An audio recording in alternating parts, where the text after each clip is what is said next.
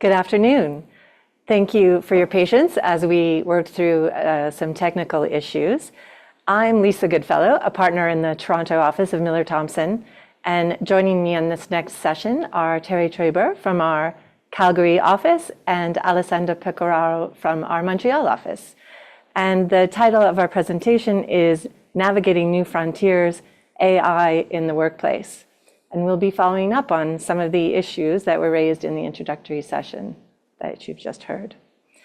A few housekeeping matters. You have been placed on mute due to the high number of participants today. The Q&A chat is open and you can find it at the top right corner of your screens. Please feel free to send questions at any time, and if we have time, we will answer them at the end. If we don't, then we will follow up with people individually by email to answer your questions. If you need technical support, there is a help button below the video window right next to the Return to Agenda button. And I'm required to say, this presentation is for informational purposes only and does not constitute legal advice. Please contact one of our lawyers for guidance on your specific situation. Thanks. Alessandra, over to you. Next slide, please. So today, here's a quick overview of what we'll be covering. We'll start with the big picture, looking at what the World Economic Forum identifies as the main forces of technological change driving shifts in the labor market. Our presentation will focus on the emerging technologies highlighted in the Future of Jobs 2025 report as most likely to see widespread adoption by employers worldwide up until 2030, namely artificial intelligence, robots, and autonomous systems. Next, we'll narrow on how employers are actually using these technologies and how that's reshaping day-to-day work. Then we'll look at what this means from a legal perspective, the risks, compliance issues, considerations that employers and employees need to keep in mind. And finally, we'll close with the main insights and practical points you can take back to your organizations. Next.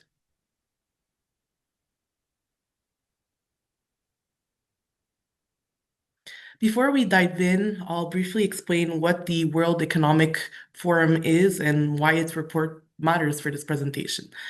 So the World Economic Forum is a global organization that brings together leaders from businesses, governments, and civil society to shape the international agenda on what are the economic and social issues.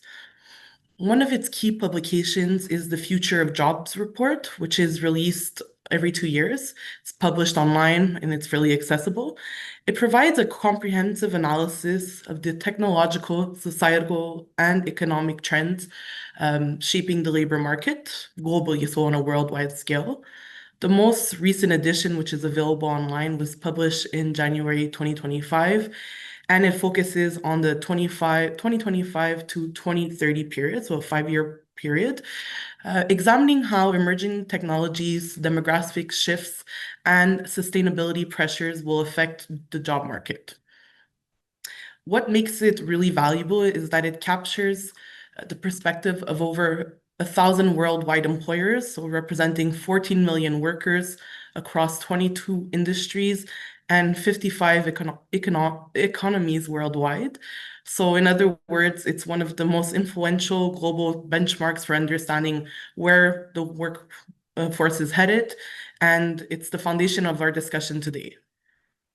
As we see here on the slide, interestingly, over 60% of employers worldwide say that expanding digital access will transform their business more than any other trend. This means that the future of work will depend not only on the technology itself, but also on who has access on it. So it raises big questions on the skills that workers will need to have, and of course, inclusion. Next. And if we zoom in on Canada, here on this graph, the numbers are even higher. So about 70% of Canadian employers who participated in the survey expect technology to have the biggest impact on their business over the next 5 years. Moving on. So globally, 3 technologies stand out as the real game changers by 2030. So robots and autonomous systems are expected to transform 58% of employers' businesses. Again, this is worldwide. Energy generation and storage comes next at 41%.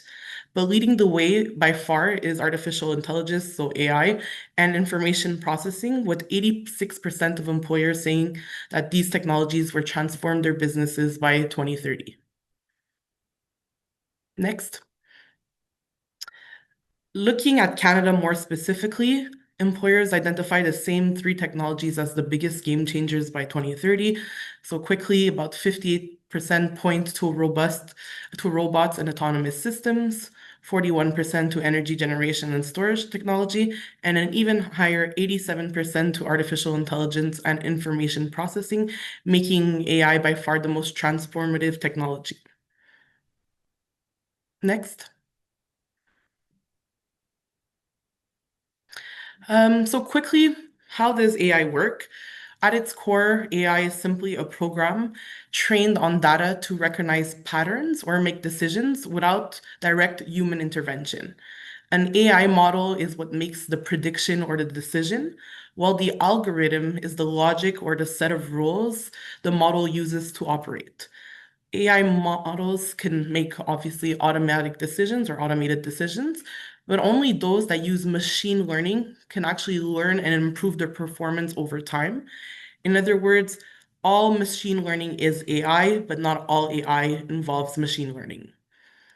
Machine learning models are further categorized by how much human intervention is needed to train them, ranging from what we call unsupervised learning to supervised learning. The most advanced and widely used approach today is deep learning, which underpins systems like ChatGPT or OpenAI models. Next.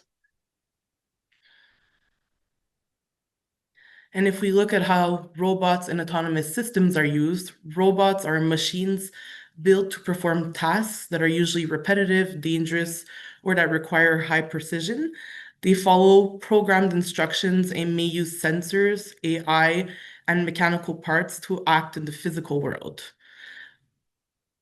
The difference with autonomous systems go a step further. So these are advanced machines or technologies that can make decisions and can act independently without constant human input. They use AI, sensors, and data to adapt to the changing environment. The key difference is that a robot might just follow a script, while an autonomous system can sense, decide, and act on its own and make decisions. Next. So let's do a quick poll to see where everyone's company stands. Has your company adopted any of the following technologies? So option one, AI or other information processing technologies. Option two, robots or other autonomous systems. Option three, energy generation, storage, or distribution technologies. Feel free to pick the one that applies most closely to your organization. If more than one applies, just go with the one that you see as most significant. So we'll take a moment to collect the responses, and then we'll share how this compares with the global survey from the World Economic Forum. All you need to do is to scan the QR code with your cell phone to participate in the poll.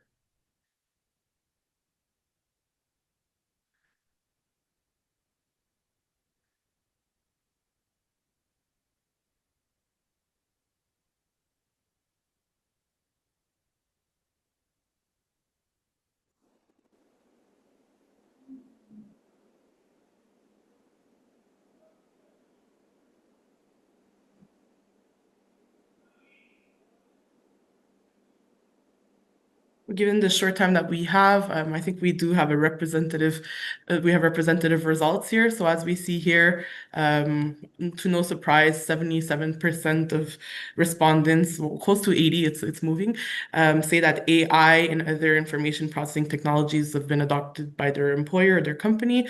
And the next one being the next one being energy generation, storage, and distribution. And we see robots here is varying a bit between 7 and 10%.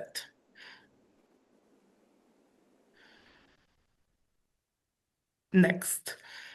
So looking ahead to 2030, the World Economic Forum projects that nearly 2/5 of workers' existing skills, so about 39%, will either be transformed or become outdated. So what skills will matter the most? And this is again according to the Future of Job reports. So between 2025 and 2030, what's expected is that analytical thinking will top the list, with 7 in 10 employers calling it an essential core skill in 2025. When it comes to fastest growing skills, we see a strong tech focus. So AI and big data rank first. AI and big data are closely linked, but they're not the same. So AI skills are about building smart systems that learn and make decisions, things like we just discussed, machine learning, deep learning, natural language processing, and model development for automated decision making. Whereas big data skills, on the other hand, are about handling and analyzing massive data sets. So we refer to data engineering, storage, processing, and visualization. So in short, AI creates the intelligence and big data manages this information. Next. From a Canadian perspective, the picture is almost the same. So employers here also rank, well, it's a little bit different because one of the core skills that stands out, where before it was on a global perspective, it was analytical thinking. Here for Canada, it's resilience, flexibility, and agility as the most valued core skill. And looking ahead to 2030, the fastest growing skill that is highlighted is again AI and big data, very much in line with the global trend. Next. So let's move to our second poll. I'd like to get a sense of who's in the room. What is your company's primary industry sector? Please select the sector that best represents your organization. This will give us a clear picture of the mix of industries that's represented here and will also help frame how the trends we're discussing may play out differently across sectors. And again, you could just simply scan the QR code with your cell phone and select the sector that's most representative.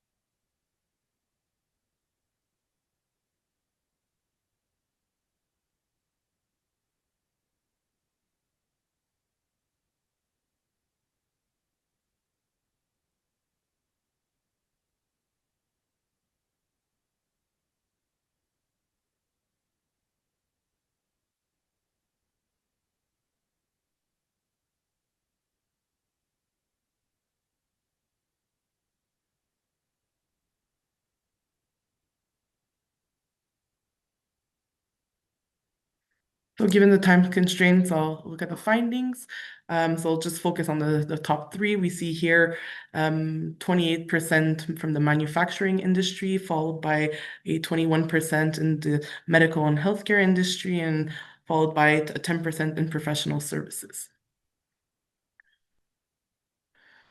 Next. And for our third poll, let's look ahead a bit. Do you expect AI and big data to be at the core of your company's skill set in the next few years? So this question gets right to the heart of what we've been discussing, whether organizations are preparing not just to adopt the technologies, but to build internal skills to use them effectively. So again, you could scan the QR code with your cell phone to participate in the poll.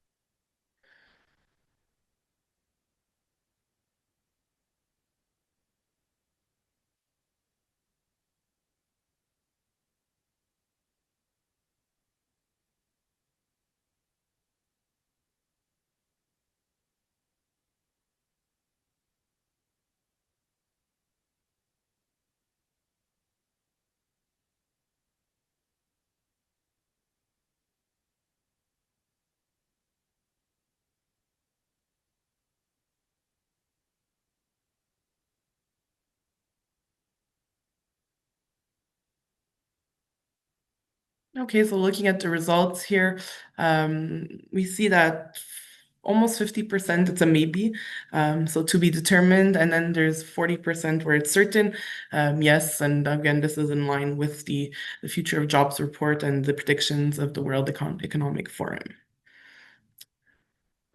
So over to you, Terry.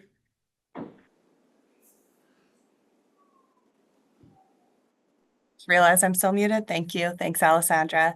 I want to talk about some ways that we're already seeing AI being used in the human resources space. So we're seeing it used in all of the different areas that you can see listed on the slide.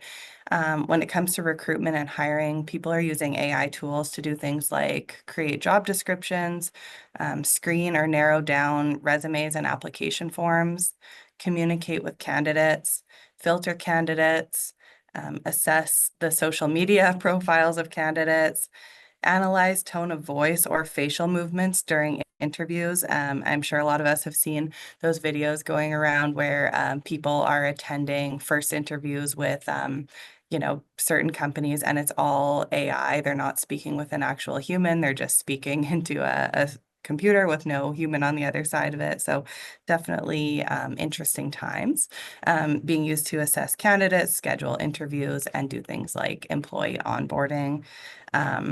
A number of other things, and I'm just going to hit the highlights, but we're seeing it being used for employee surveys, employee wellness initiatives. When it comes to talent management, we're seeing it being used for things like succession planning, or, assessing retention and preparing retention strategies. In terms of employee administration, we're seeing things like chatbots being used for kind of routine HR questions or IT questions. Hey, I just started my new job. How do I get connected to a printer? Or where do I see my pay stubs? Those kinds of things. In terms of employee monitoring, people are using AI tools to track time and attendance, and analyze productivity, which has a whole host of privacy and other legal implications, as I'm sure you might imagine, and which we'll talk about later on in the presentation. In terms of workplace safety, there's tools that can assist with accident prevention, environmental monitoring, and even things like we're seeing, and this isn't something I've personally seen being used yet, but lots of talk about it. Tools where it can essentially act as a mediator to mediate and make decisions about employee disputes. So interesting times, like I said, and I think the uses of these tools are going to become more and more widespread.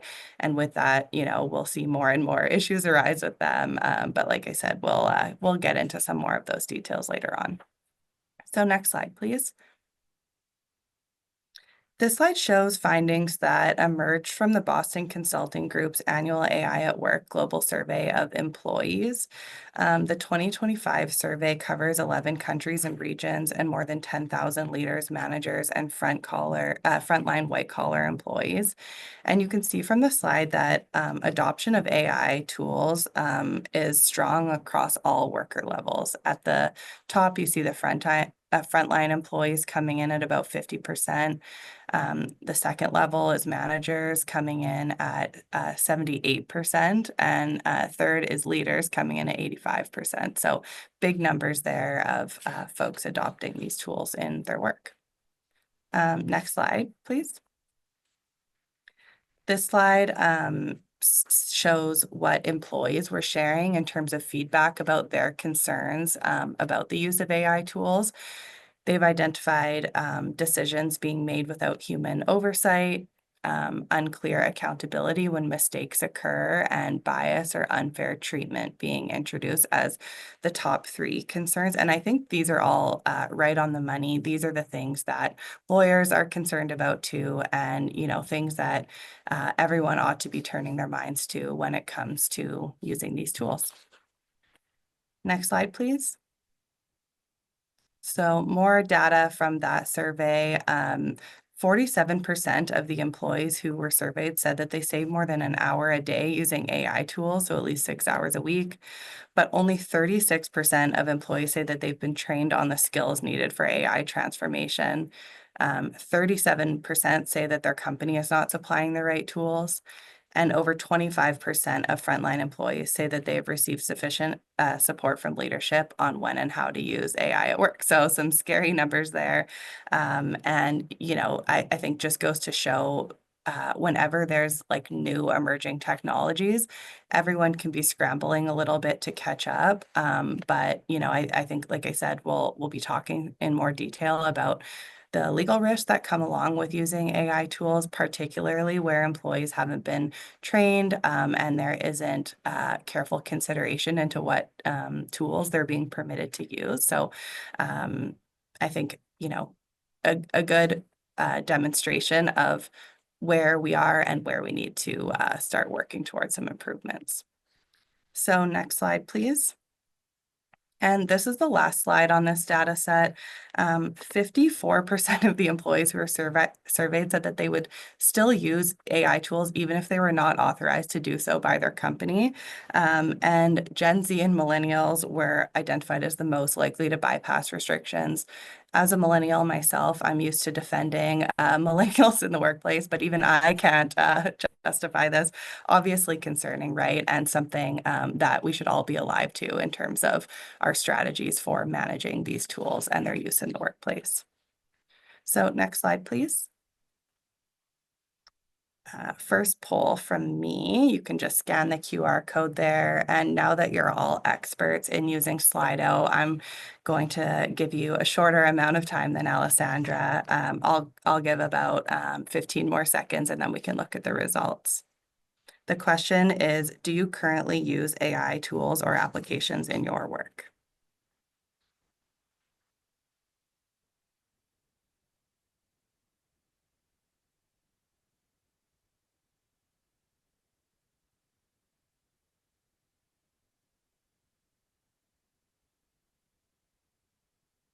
So seeing some variance there, but it's looking like, 2/3 to 3/4 saying yes, and 1/4 to 1/3 saying no.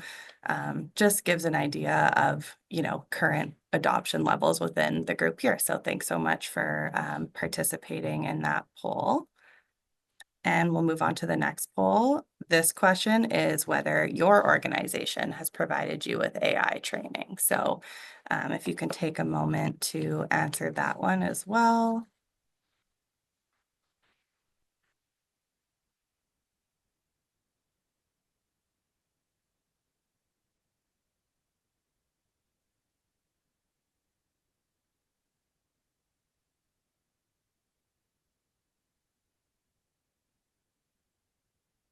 Okay, so it's looking like a fairly even split. So maybe we're doing better on the whole than what we saw in the general numbers, but still looks like there's room for improvement. Next slide, please. So I just want to make a little pitch here for saying that understanding how different types of AI technology work is very important for understanding the regulatory considerations and assessing the business and legal risks involved in using particular tools in a particular workplace. I think this is really key. AI can feel a bit scary, even if you are a millennial like me. It's new. It's not something that most of us are well versed in, and it's something that's being talked about all the time. And I think a lot of us have this feeling like, it's almost scary to ask questions because you feel like you should already know. But I just wanted to make, this pitch for like, don't be afraid to ask questions. It's okay if you don't understand all of the intricacies. Like I said, there's very few people that do, but our jobs as folks in the workplace is to do our best to learn and try to understand how they're being used because they're not going away. There's something that, they can be a little bit scary, but they also have some great opportunities and very exciting things that come along with them in terms of things like workplace safety and productivity and efficiency. And so I think it's something that, we'll all just need to like dig in and do our best to make sure that we understand what it is we're using and how it applies to our particular workplace. Next slide, please. So I'm wanting to be mindful of time, so I'm not going to go into this slide in a lot of detail, but again, just wanted to give you all an idea of how AI tools, or actually, sorry, I should say robots and autonomous systems more specifically, are being used in the workplace. In manufacturing, they're being used to build and assemble products, in warehouse and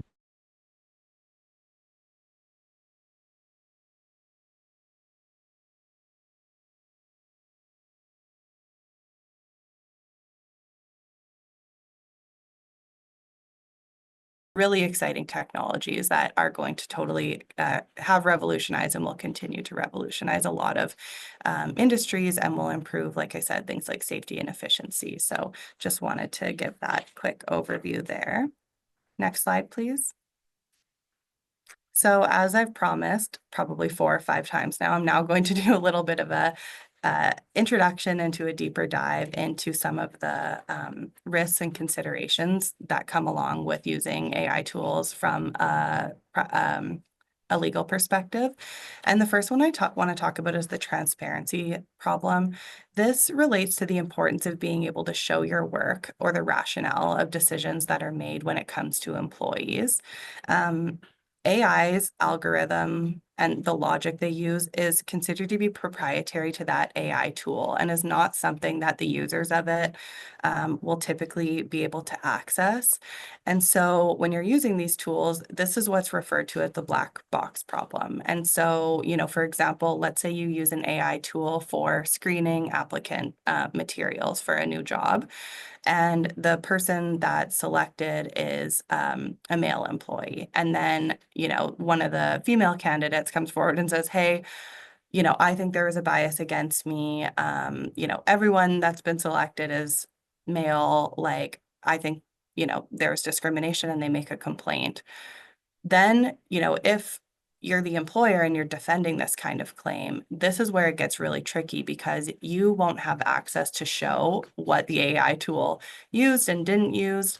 Lisa will talk more about biases and things like that that can be that can happen when you're using certain AI tools that are fed by information that's biased in the first place. And this is just something that all employers should be mindful of, that you'll be called upon to explain decisions that are made, even when they're made by an AI tool, and it won't be enough to just say, well, the AI tool did it. Okay, next slide, please. Okay, and then from a privacy perspective, managing the use of AI in compliance with privacy legislation is complex. Quebec is the first Canadian jurisdiction to legislate privacy rights in the context of automated decision-making and the use of profiling technologies. I know you heard about this in the keynote, but at the federal level, a bill was introduced which would have addressed data protection measures related to AI, but that died on the order paper earlier this year. In Ontario, we've seen requirements to have an electronic monitoring policy. And on the Privacy Commissioner of Canada's website, there's some guidelines about the use of AI tools. But other than that, we haven't seen yet much in the way of AI specific laws and legislation, but I do think that that's coming. That being said, important to be thinking about how AI and new technologies still apply to old legal frameworks. So things like existing privacy legislation in some provinces, or just general common law privacy rules in others. Whenever you're often when you're using AI tools, you're collecting, using, and disclosing employees' personal information. And that's something that will call into question compliance with privacy laws. So something to think about there. I'm going to turn it over to Alessandra to briefly talk more about privacy in the Quebec scheme of the privacy laws. So next slide, please. Thanks, Terry. So very quickly about automated decision-making. Quebec privacy legislation in the private sector provides for obligations for employers. So employers, when there's any tool that uses automatic decision-making, has to inform the individual's concern of the automated decisions being made. What explain what personal information was used, as well as the reasons and factors that led to the decision, remind them that they have a right to request correction of their personal information, and finally give them a chance to submit their observations to a person who can review the decision. So key idea being transparency, fairness, and maintaining a human safeguard when technology is making workplace decisions. Next slide, please. And I think we can actually skip all the way over to the intellectual property slide. So a couple more, and I'll turn it over to Lisa. But thank you very much for listening to my slides. Thanks, Terry. I was thinking of which ones I could potentially skip because you were dealing with the confidentiality, but just very quickly, one of the risks for you as employers that arise out of these, the use of AI is intellectual property concerns. It was dealt with a bit by David Krebs in the introductory session today, so I'll just do this very quickly. The key challenges are copyright laws were developed before this and haven't been adapted to take into consideration artificial intelligence.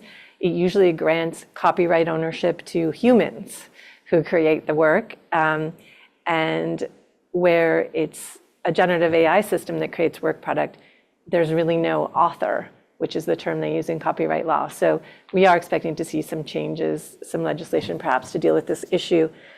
Similarly, with respect to patents, when AI is actually creating work that would normally be patentable and we want to protect the company's proprietary information by a patent, it's unclear whether it could be patented if there's no human intervention, or who would be able to apply for the patent. Would it be the creator of the AI or your company? And then finally, remembering that a lot of AI is trained on information that's out there in the internet, or goes out, like a ChatGPT goes out into the internet and fishes for information. And when you're asking it to draft a report or draft something for business use. And a lot of the material out there on the internet is subject to copyright protection. So if that's getting cannibalized into your business work product, there are risks that the company could be liable for litigation for copyright infringement, and also subject to claims of plagiarism, which can also be damaging to the company's reputation. Next slide, please. A huge concern with respect to the use of AI, particularly by employees who are using ChatGPT or some other application that you haven't approved, or using it without your knowledge, is the fact that many of the systems, they go out, they gather information from the internet, they bring it in and create the work product you're asking it to. But also your data, any data that if your employee, for example, was writing a sales report and wants ChatGPT to just help them write it better, they're going to be inserting private confidential information belonging to the company, potentially sensitive competitive information into their slide deck. And now certain forms of AI actually send that information back out into the internet. So the information is going two directions. Huge problem. There are other systems like Copilot, for example, where there's better protections and walls where information can come in, but it doesn't really go back out into the internet again. So you'll want to make sure that everyone understands that employees who are using these things are using a particular form of AI application that does protect the confidential information of the company, or that they can't put any confidential information into it, which is, I would think, the vast majority of work that your employees are creating are going to include things that you wouldn't want to be public. Next slide, please. In order to protect the company's confidential information and trade secrets, you should absolutely implement a policy dealing with AI, and particularly one that restricts the use of any other form of AI that does have a sort of two-way information flow. You should proactively assess the risk of confidential information breaches and implement safeguards. You may have many safeguards already in place in your workplace, but if you haven't already done so, you need to rethink whether the existing safeguards, security walls, and so forth are adequate, or whether they need to be improved as a result of the threat of AI. Also, AI is being used to do attempted security breaches into businesses. So you have to think about not just the use by your employees, but also outsiders, and whether your existing safeguards and cybersecurity precautions are sufficient. You should already have confidentiality policies, confidentiality agreements with employees, and because sometimes they have those obligations, but sometimes it's really important to remind them and educate them about their obligations, and to educate them about how the use of AI may in fact lead to a breach of those obligations. And then from a technical standpoint, none of us here, probably no one in the audience is on that side of the desk, but you're going to want to make sure that your IT people are putting into place strong passwords, dual authentication into your systems, and other electronic security measures. But understanding that the employees putting the information on AI is a leak that can't be prevented by having firewalls from the outside. Next slide, please. And there's a pop-up on the screen, if someone could close that, please.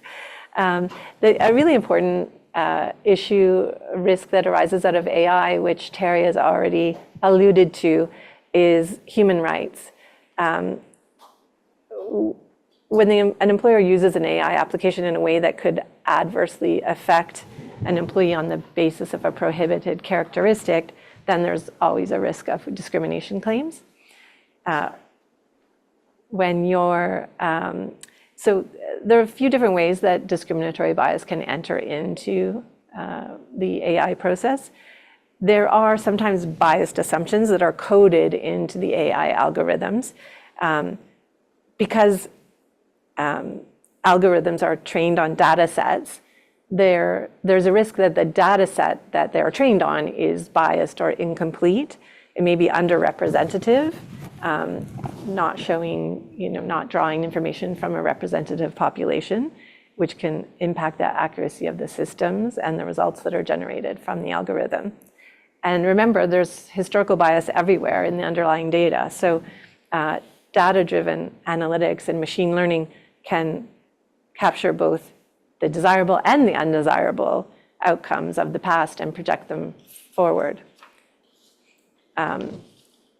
So some examples, an AI recruitment application that searches for periods of unemployment on a person, if in a person's background, either on their CV or by looking at their LinkedIn profiles, which the AI stuff draws from a wide range of sources, could inadvertently discriminate against parents who have taken maternity or parental leave. There are applications that use facial or cognitive analysis for video interviews and answers to the questions that could also discriminate against individuals who are disabled or those who are from cultures different from the data set on which the AI was trained. As they get more complicated and we don't understand exactly what it is they're doing, there's all the more potential that bias can creep into the system. Predictive AI applications may also discriminate against individuals on the basis of race or origin when the application is applied to members of cultural minority groups that have unique values or practices that are not accounted for in the AI's underlying data set. And they've found that facial recognition applications that are used for security and monitoring attendance may actually adversely discriminate against individuals on the basis of race or skin color, as facial recognition technologies are actually less accurate in identifying people with darker skin tones. So, and then of course there's the famous example that dates back to 2018, so hopefully the systems are getting better, but where Amazon used an AI recruitment tool, which was found to disproportionately favor male applicants because the model itself had been trained on using the resumes of previous applicants that were predominantly men. And the AI had also noticed that most of the senior executives in the company were men, and somehow reasoned from that fact that men were therefore more likely to be successful in a senior executive role. So, this actually has the effect of perpetuating gender bias and the lack of diversity in senior executive positions. So that case was much publicized when it happened. Got a few of the headlines there for you. If you want to have a look, if you hadn't heard about it, you can find details on Reuters under the title Amazon Scraps Secret AI Recruiting Tool That Shows Bias Against Women. And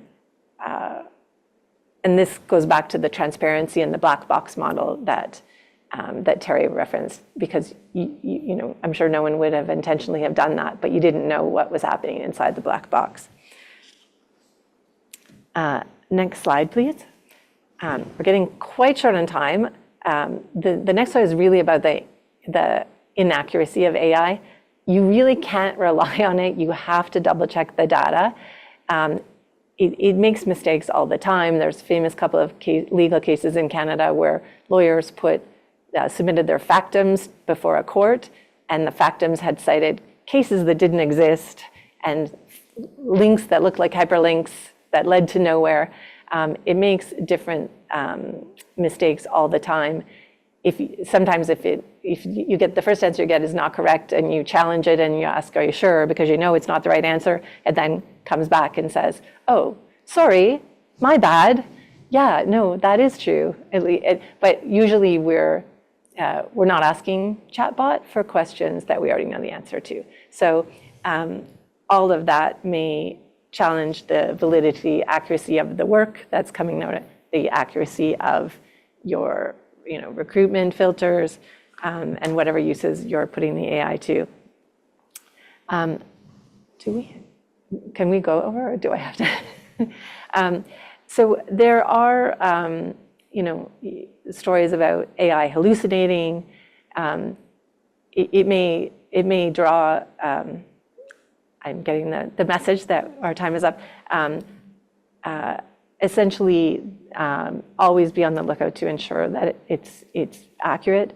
The AI drawing information out from the World Wide Web might think that it's a reliable source of information to look at the Secretary of Health of a large North American nation to get their medical recommendations. But we all know these things are maybe not so reliable or so accurate anymore. So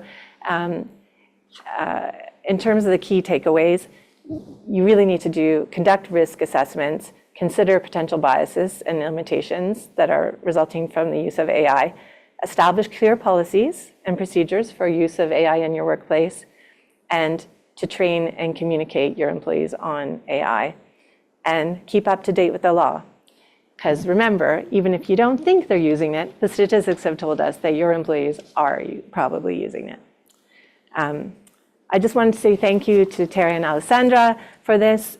We obviously ran out of time for questions, but if you submit your questions by email or on the chat, they're going to forward those to us, and we've undertaken to reach out to you by email to answer your questions. Thanks everyone for attending. You're now going to be redirected back to the agenda to choose your next session. And if you have any questions, please feel free to reach out, and our contact information is available on the agenda. Thank you. There should just be a return to agenda window at the bottom of your screen, so you can click that and be directed back. Thanks, everyone.